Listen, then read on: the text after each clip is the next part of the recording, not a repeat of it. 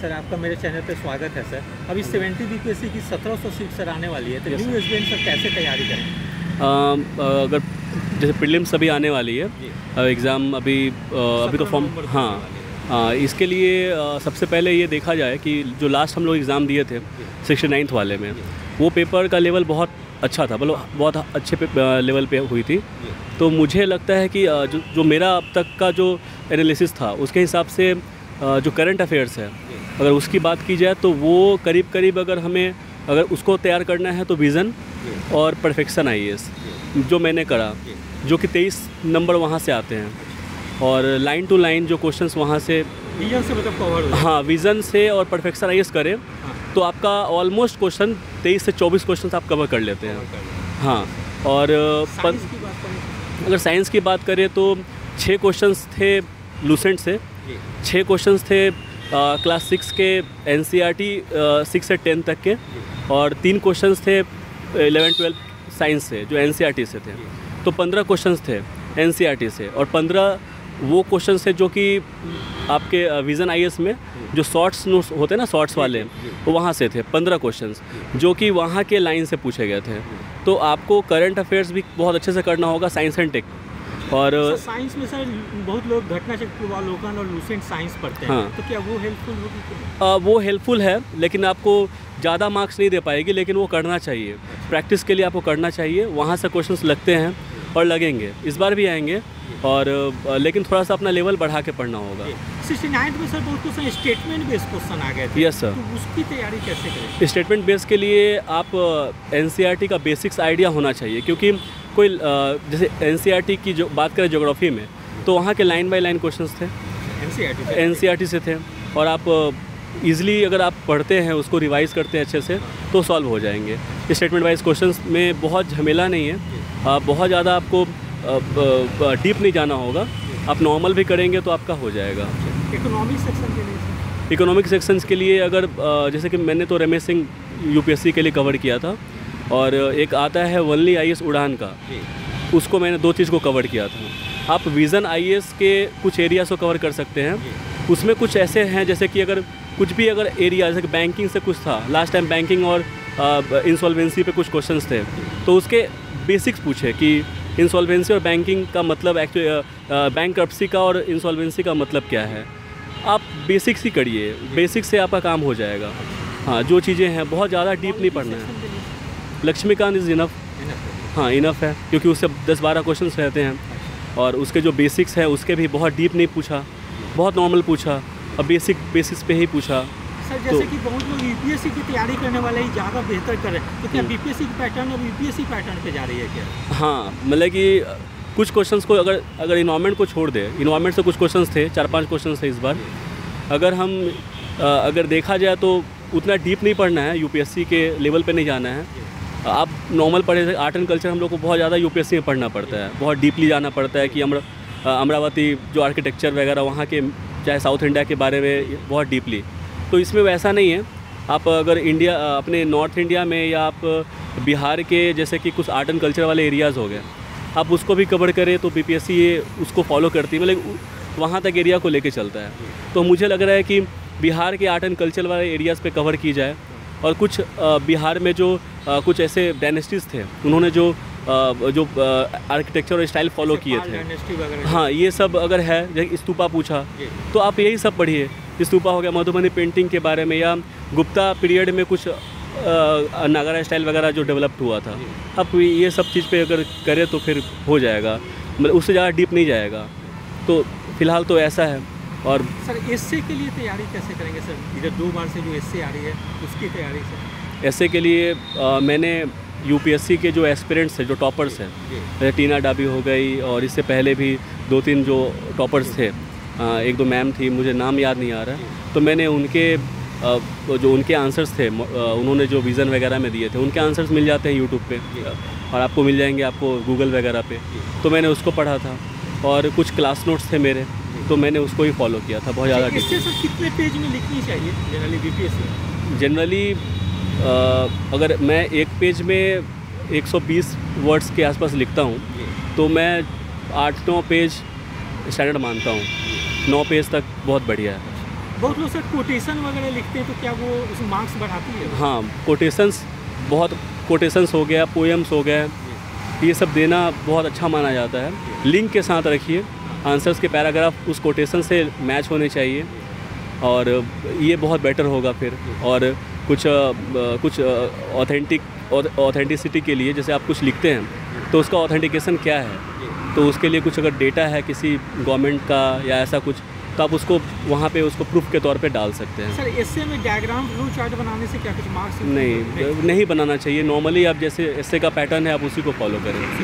Sir जैसे mains में बात करें, पॉलिटी सेक्शन में एक क्वेश्चन आई थी, Indian federalism is fundamentally rooted in two simultaneous pursuits of nationhood and embrace of state based cultural diversity and a commitment to the larger Indian political community, examining critically the nature of Indian model of federalism in the light of the above statement। इस type के question को कैसे लिखेंगे, बहुत problem है। अगर जैसे कि पहले क्वेश्चंस को 2-3 बार पढ़ें एग्ज़ाम के टाइम पे, बहुत पोलाइटली, बहुत ही नॉर्मल काम डाउन से पहले क्वेश्चंस को पढ़ेंगे। ऐसे क्वेश्चंस के 3-4 आप कह सकते हैं कि पार्ट होते हैं, तो आप सारे पार्ट्स को कवर करें, क्योंकि सारे पार्ट्स पे मार्क्स होते हैं। इंट्रो लिखते हैं, इंट्रो पे भी 1, 2, 1.5 नंबर रहता है, कंक्लूजन पे भी रहता है, उसके बॉडी में 2-3 पार्ट रहते हैं, तब सबको लिखिए। जैसे इसमें क्रिटिकली एग्जामिन लिख दिया, तब उसको क्रिटिसिज्म के साथ साथ आप ये भी बताइए उसका पॉजिटिव एस्पेक्ट्स भी रखना पड़ेगा। तो ऐसे क्वेश्चंस को ऐसे कवर कीजिएगा तो वो 100% आपका पूरा आंसर माना जाता है, तो आपको मार्क्स अचीव कर पाइएगा। और 38 नंबर वाले में, जैसे इस बीपीएससी में जो आते हैं, 38 नंबर वाले में आप 22, 24, 23 आराम से आप ला सकते हैं, जो कि बहुत स्टैंडर्ड मार्क्स माना जाता है। तो सर ऐसे अगर फॉलो किया जाए तो फिर वो बहुत बढ़िया है। सर जैसे कि पॉलिटी में या इंडिया के जीएस जो पेपर सेकंड है, वहाँ टॉपिक गेस कर लेना आसान होता है, लेकिन क्वेश्चन किस फॉर्म में पूछ दिए जाते हैं घुमा के, वो थोड़े से स्टूडेंट लोग बोलते हैं कि तुझे परेशानी होती है। जैसे प्रीवियस ईयर भी क्वेश्चन देखेंगे तो फेडरलिज्म से हमेशा क्वेश्चन पूछी जाती है, लेकिन हमेशा क्वेश्चन पूछने का तरीका बदल दिया जाता है। Yes sir. तो कैसे वो तैयारी करे स्टूडेंट जो मेंस में उन लोगों को प्रॉब्लम होती है? जैसे कि करंट अफेयर्स में अगर देखा जाए तो 5-6 महीना में अगर कुछ भी पॉलिटी से रिलेटेड कुछ भी अगर हमारे कॉन्स्टिट्यूशन के बेस पे ऐसा कुछ बदलाव हो रहा है, या कुछ भी अगर आपको लग रहा है कि बार बार वो न्यूज़ में है, तो उसको उनको फॉलो करना चाहिए।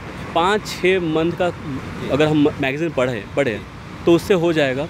और दूसरा है कि फेडरलिज्म एक बहुत बड़ा एस्पेक्ट है, आप उसके लिए फेडरलिज्म को समझना है किसी को, तो आप प्लीज़ NCERT जो चैप्टर क्लास 11 है, आप उसको ज़रूर देखें एक बार, तो आपका उस पर कुछ भी बनेगा ना क्वेश्चंस, तो आप लिख पाओगे। हाँ, कोई भी। ज्योग्राफी से क्वेश्चन थी, analyse the mechanism and characteristics of Indian monsoon, तो इसको कैसे सर करेंगे? ये इकोनॉमिक्स एंड ज्योग्राफी का था, तो प्योर इकोनॉमिक ज्योग्राफी है ये। तो इसके लिए तो जिनका ज्योग्राफी ऑप्शनल है उनको काफ़ी ज़्यादा बहुत मिला, क्योंकि मानसून से 2 क्वेश्चन। हाँ, मेरा ऑप्शनल ज्योग्राफी था तो मुझे बहुत बेनिफिट करा।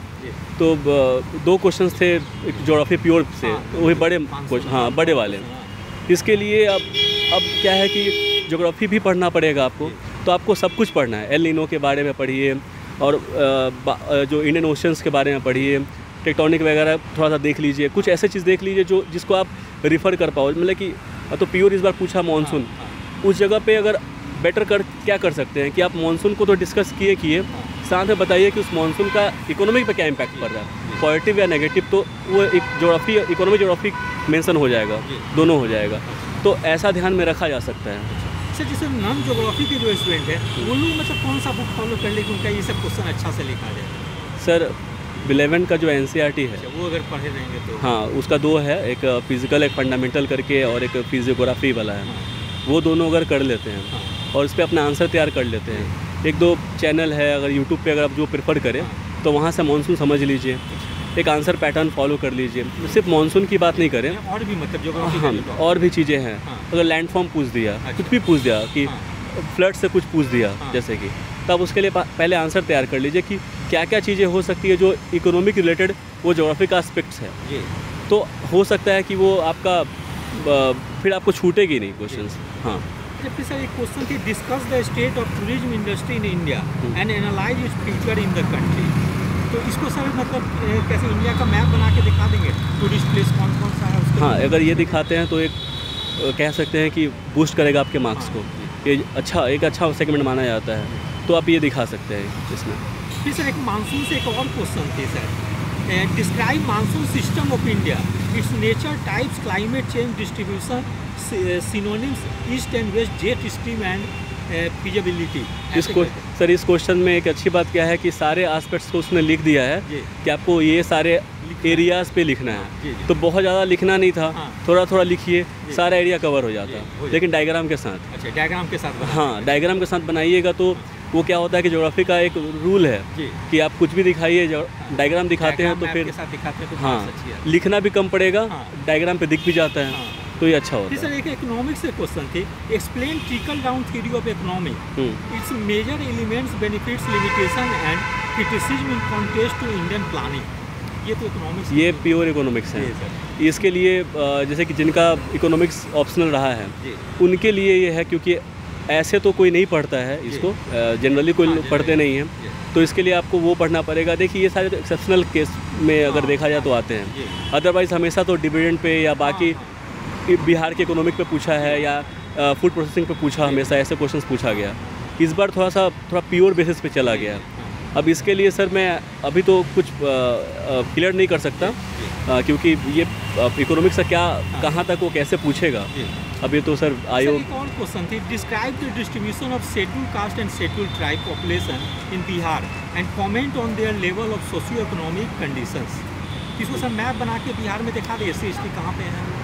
आप दिखा सकते हैं कि सांथाल, जैसे कि आप दिखा सकते हैं कि पूर्णिया वरना जो बांका एरिया में वहाँ सब ऐसा कुछ करके दिखाइए, उनके कंडीशंस को ही बताइए। हाँ, उनके कंडीशंस को बताइए, उनके कंडीशन को ठीक करना ज़रूरी क्यों है।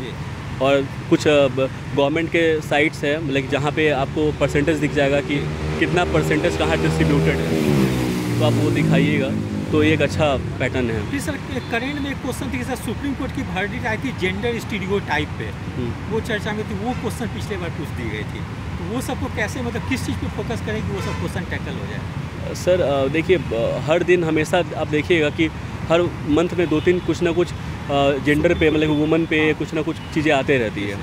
वो सारी चीज़ें यहाँ पे सर आप डाल सकते हैं।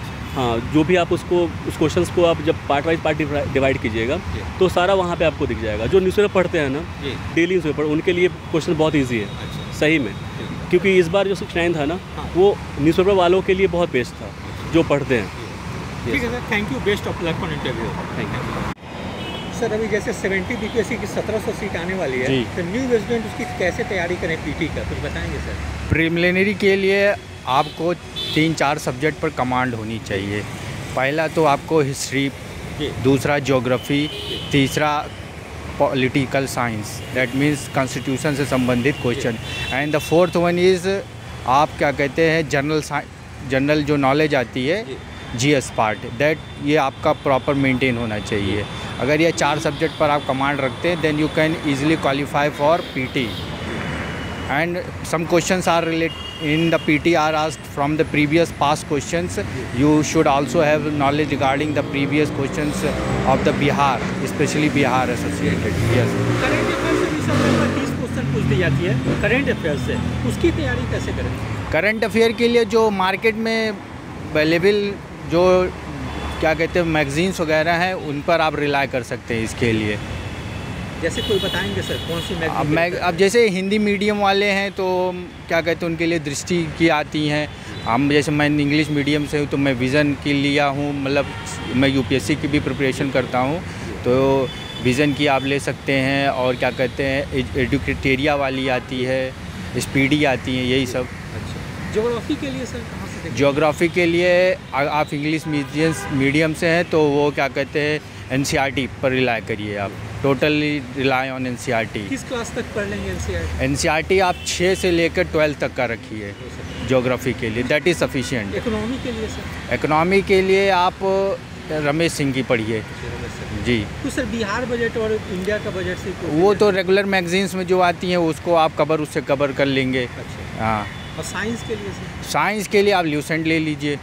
ल्यूसेंट की जो स्पेशली साइंस आती है वो बुक या GK में जो साइंस है? जो आपको अच्छा लगे, जहाँ से आपको लगे नॉलेज, क्योंकि 10-5 क्वेश्चन रहते हैं तो ल्यूसेंट में आप वो कंबाइन वाली लीजिए उतना सफिशिएंट है।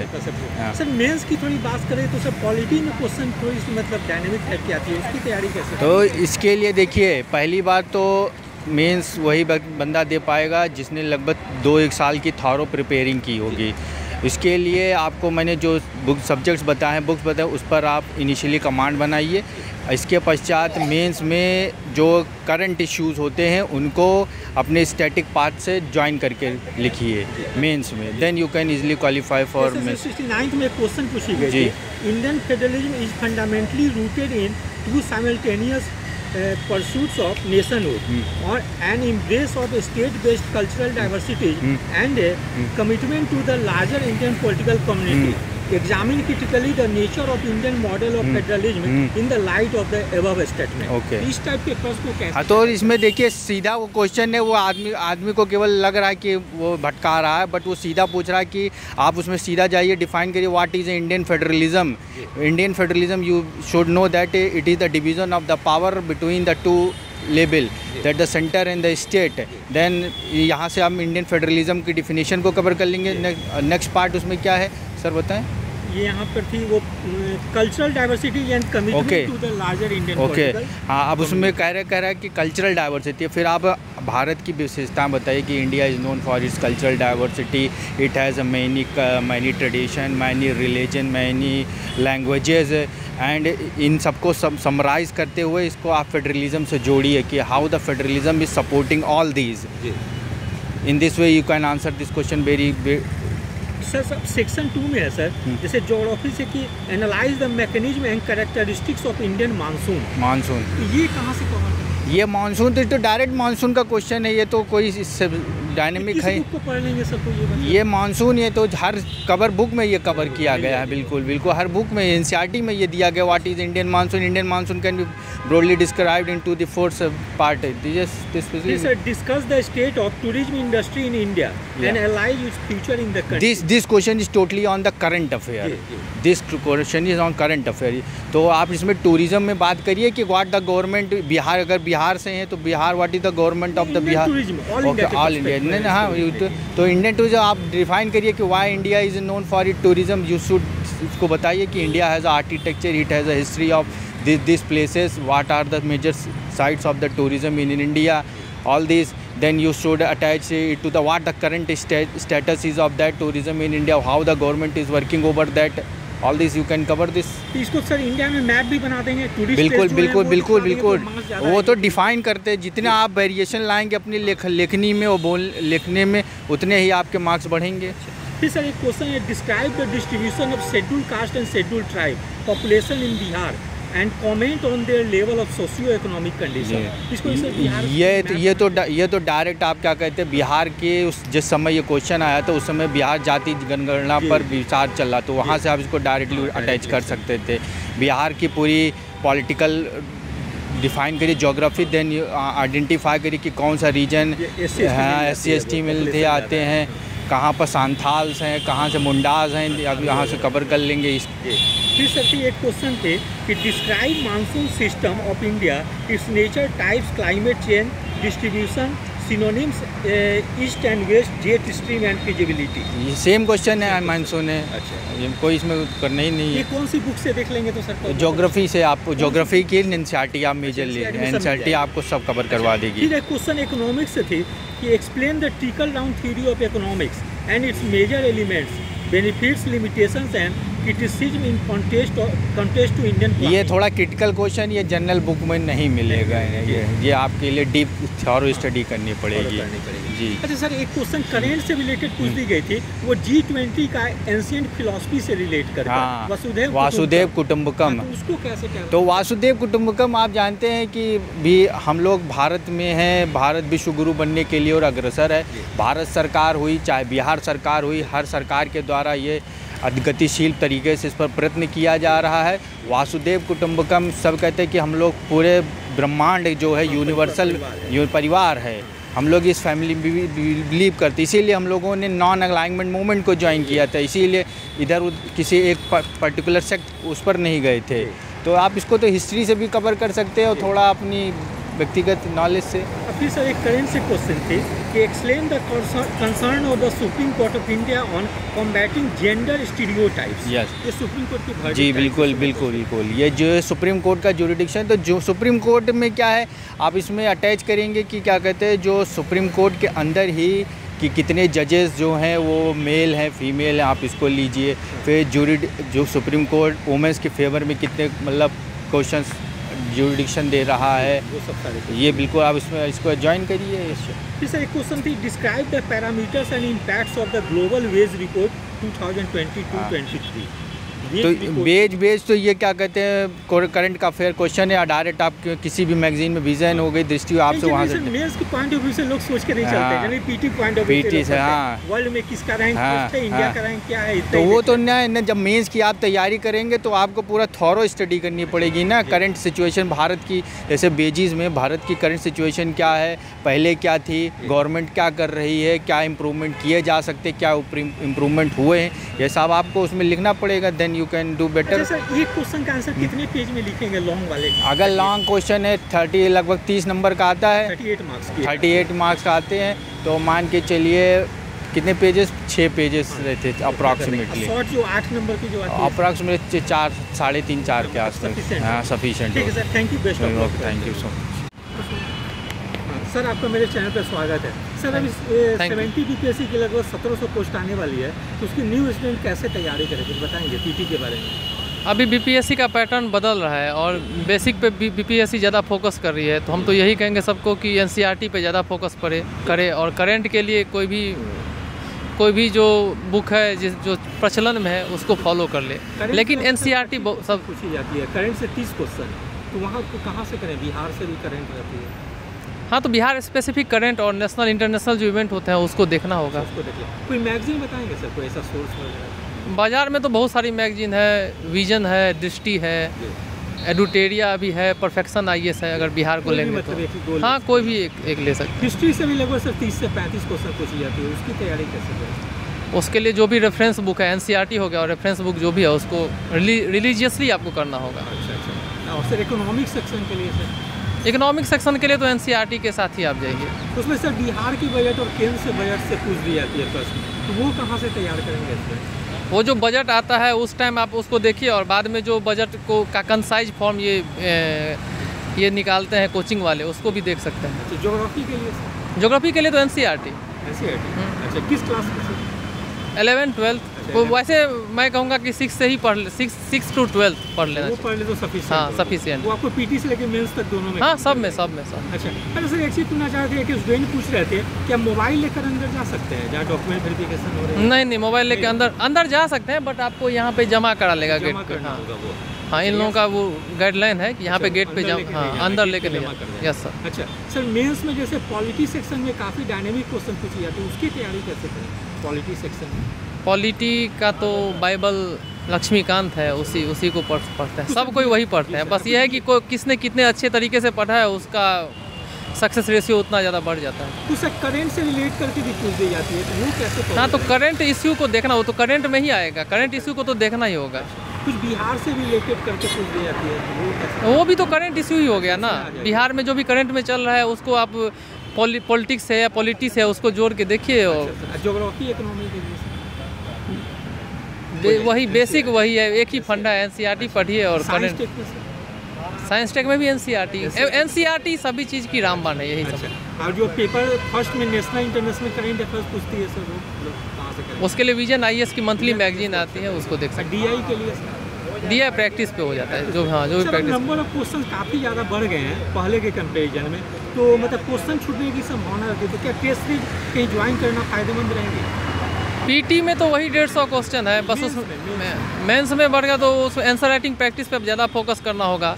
और उसके बाद क्या होगा कि प्रश्नों की प्रकृति भी बदली है, जैसे कुछ शॉर्ट फॉर्म में लिखना होता है, कुछ लॉन्ग फॉर्म में करना है, तो वो थोड़ा डायनेमिक बनाया गया है पेपर को जानबूझ के। लॉन्ग क्वेश्चन को कितने पेज में लिखेंगे? 4 पेज 5 पेज, आप जितने में अपने पूरे आंसर को कंक्लूड कर सकें, कंप्लीट कर सकें, वही काफ़ी है। ये नहीं है कि कुछ भी लिख के और पेज भर रहे हैं, हाँ, उससे नहीं होगा। ठीक sir, thank you, best of. Thank you.